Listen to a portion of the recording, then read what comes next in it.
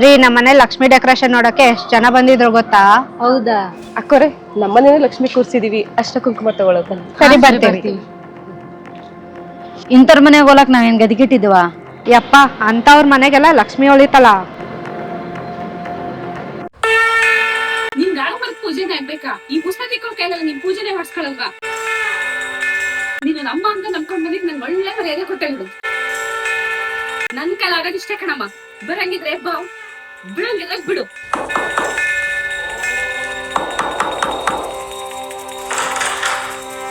ಏನು ನಿಮ್ಮನೇಲಿ ಲಕ್ಷ್ಮಿ ಕೂರ್ಸಿದ್ಯಾ? ಓಹೋ, ಅವರೆಲ್ಲ ಹೇಳ್ಬಿಟ್ರು ನೀನು ಬಂದ್ಬಿಟ್ಟೆ ಆಡ್ಕೊಳಕ್ಕೆ. ನಮ್ಮಂತ ಬಡವ್ರ ಮನೆಗೆ ಯಾರು ಅಷ್ಟು ಕುಂಕುಮ ತಗೊಳಕ್ ಬರ್ಬೇಡಿ, ಹೋಗು. ಮುಸ್ಸಂಜೆ ಹೊತ್ತಲ್ಲಿ ಮುತ್ತೈದೆ ಮನೆ ಬಾಗಿಲು ಬಂದಾಗ ಅರ್ಶನ ಕುಂಕುಮ ಕೊಡದೆ ಹಂಗೆ ಕಳಿಸ್ತೀಯಾ? ಸರಿ ಬಿಡು. ಒಂದ್ ನಿಮಿಷ. ಸರಿ ಬನ್ನಿ.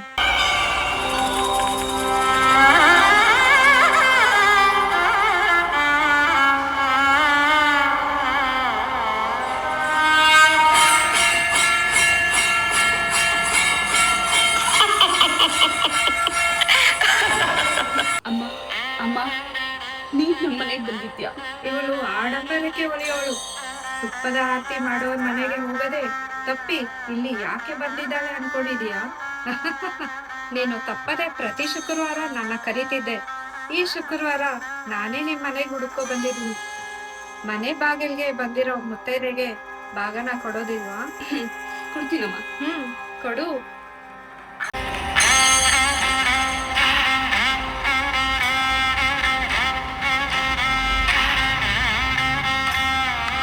ಸದಾಕಾಲ ಸುಮಂಗಲಿಯಾಗಿ ಬಾಳು ಮಗಳೇ. ಅಮ್ಮ